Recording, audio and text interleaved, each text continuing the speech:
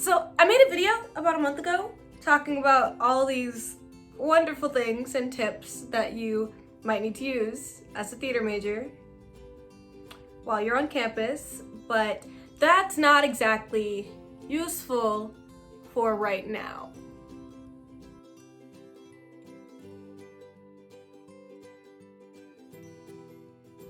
Hello beautiful creatures and welcome back to my channel. So as we all know, most schools are going online this year, which while it's sad, it's probably the safest option. And I realized that the past video I made about things that you might need to have when you start school doesn't necessarily work anymore. So I'm making an updated version, and this is more general, just how to last on Zoom, because Zoom classes are very different than in-person classes. So you may be asking yourself, why is Chase making this video? Here's why. I have not stopped being on Zoom since March. So obviously when we got sent home in the spring, I had to finish my semester online, but then because I just get bored easily, I guess, I decided to take summer classes, which were also online. So I took 2 in May, I took 1 in June, 1 in July, which I finished just about 30 minutes ago. So I have some tips and tricks on how to do Zoom, especially like I had to do it, which is every single day. So first off, I think it's very obvious you need a laptop or a tablet or something like that. I recommend a laptop or a tablet because you get a better view of the class. Because obviously if you don't have those things, use your phone. But a phone is difficult because it only shows 3 people at once other than you. And if your teacher is sharing screen, so showing you something or showing you a video or a PowerPoint or anything like that, which often happens, then all you see is the PowerPoint of the teacher. So yes, you're gonna need your laptop or a tablet or something like that, some kind of electronic device that can connect you to Zoom, but you're also gonna need really good Wi-Fi. I think it's literally the most annoying thing when I'm on a Zoom call and my Wi-Fi goes out and the entire page freezes except for me, and I'm just sitting there hello? God? So those are your basics. It's the bottom line of what you need to have.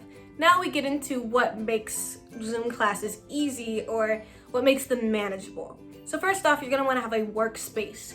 So you're gonna maybe go downstairs to your kitchen and work on your kitchen table, or set up a little station in your living room. Or if you're like me, I just do it in my bed. Now, this isn't the greatest option because there's something about sitting in your bed that makes you want to go to sleep.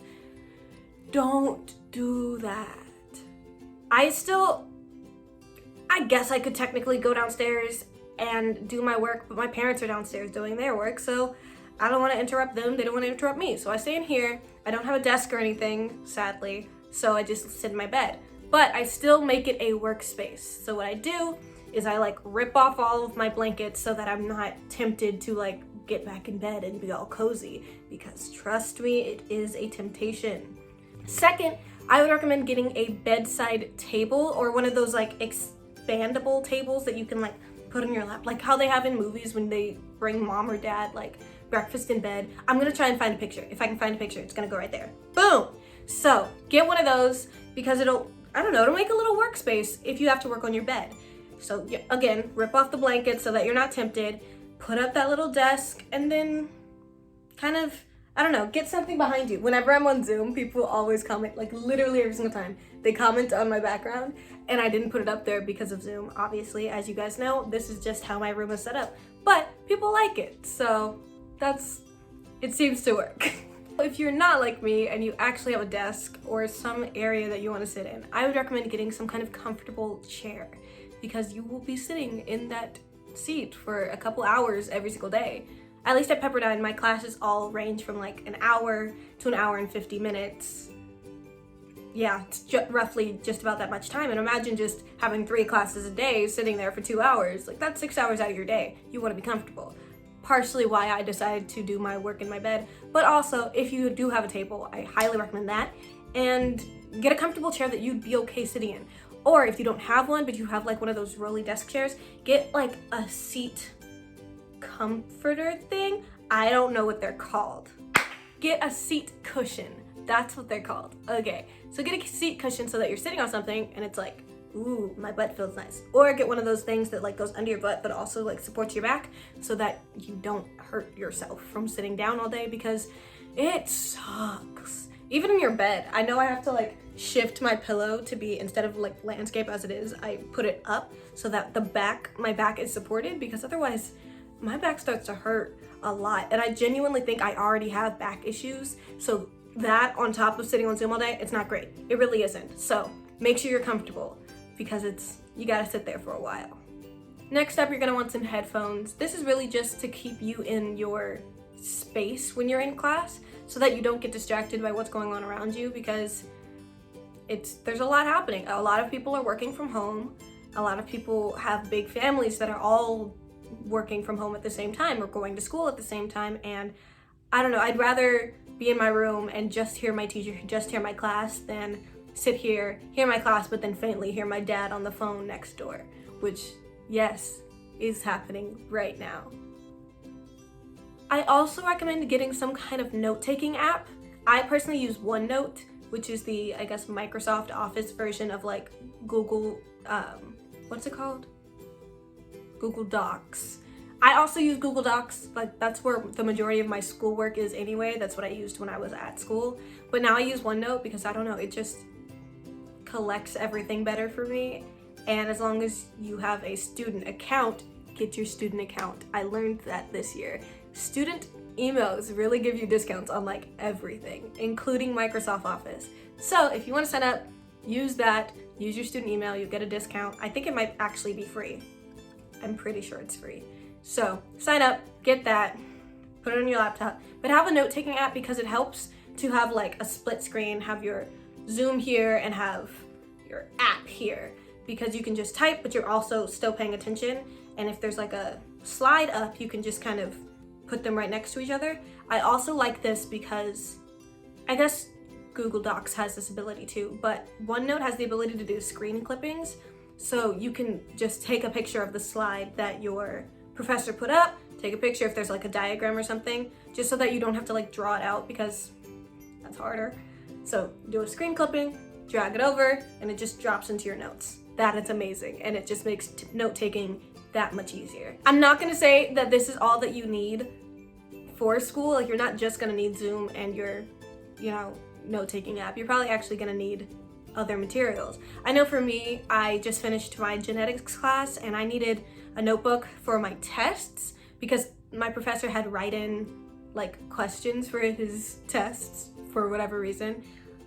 If I can, give me a second, I'm gonna find my notebook. Let me see if I can do an edit. Oh, that was cool, wasn't it? I know, that's so crazy. So this is the notebook that I used for my genetics class.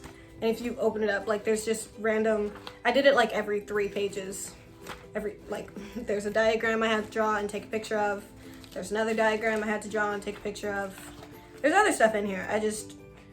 Oh, that was from my test today. So have a notebook, have some pens. It's probably not gonna be your like sole use in the class. Like, you're probably gonna use that very, very rarely, but at least you'll have it and it'll be there for you. One of the last things I'm gonna say you'll need, which really helped me out, is a planner or some kind of calendar. Now, of course, this can be on your phone or it can be a written planner that you have, whatever works best for you, but it helps to keep everything in line. Have a calendar, write everything down as soon as like you get the syllabus so that you have a general outline. Now, of course, like professors are subject to change things, so make sure that your calendar is amendable, but still just be ready, have it all there, at least as a general outline, so that you know I have at least 2 weeks to do this assignment and it's gonna take me like a week and a half, so maybe I should get started now. You know what I mean? Keep everything written down, keep everything in a place that you're gonna remember to look every day. It's also gonna help with homework, because sometimes homework, you'll get like 2 days to finish it, and sometimes you'll get a week and a half to finish it. So it'll help you keep track of that so that you're not doing anything way too early and you don't get anything done too late. Next up, I want to just give some tips that I've had to learn either the easy way or the hard way while I've been in my Zoom classes. First of which is to really try and manage your time. it's hard, especially if you've never done homeschooling before and you're used to the routine of getting up every day, going to class, going to get lunch, going to another class, going home, doing your homework, watching some TV, blah, blah, blah. But when you're at home, there's a different feeling. You don't have to get up and go anywhere. You just have to get up and grab your laptop. So I say you really have to just set some guidelines for yourself. So first of all, you have to give yourself some incentive to wake up. For me, my incentive to get up is the fact that I need to go and I need to make some breakfast, because if I don't eat breakfast, I'm not gonna eat until like 2. And I'm gonna be upset in class if I don't do that. So I get up, I go downstairs, I'll grab like a banana, or I'll make some like raisin bread, and then I'll be up. There's really nothing to it. I would also recommend setting aside some time for studying. This is something that I am currently working through. I mean, I just finished my class, but it's still hard. It's difficult because I do my class right here. As soon as the class is over, I close my laptop because I'm like, I'm not gonna do my homework right now. I need a break. But I close my laptop and I turn on the TV, and then 7 hours pass and I'm just like, what did I just do? So tell yourself, yes, you do need a break after classes. It's hard, but tell yourself to do like a 2-hour break or a 3-hour break so that you do have time to get your homework done. Because, and another tip, online classes are just as difficult as in-person classes, if not more difficult, because the professors know that you have the internet. Like, professors aren't dumb. They're really not. They know that you're on your computer, you have access to different things while you're at home than you would have if you were in a classroom.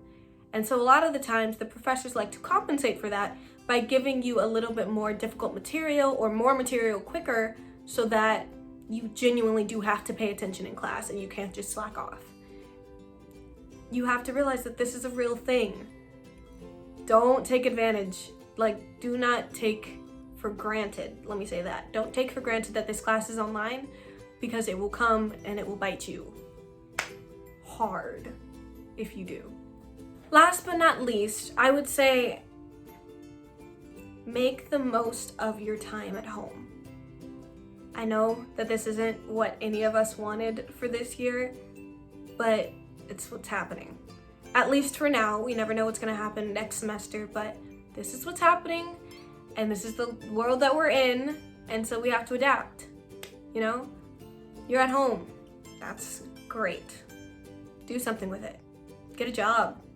Get an internship. Most internships are remote, so it's probably the better option for internships that you could get, because you don't have to leave the comfort of your home. You know, it's not the great, not the great. It's not the best, but it's something. Be positive, be optimistic. Look for the bright side in things. Don't always look at the negative, because there's way too much negative to outweigh the positive. So gotta focus on the positive, and it'll start to look bigger than the negative. That's all I have for you guys today. Thank you for watching. I hope you enjoyed this video. If you did, like, comment, tell me what you think. If there's anything I missed, because obviously what I've done 4 classes, like full-time classes online, some people have done more than me. Give me some advice. Give everyone else some advice. Anyways, thank you for watching, and remember, follow your heart and chase those dreams. Bye!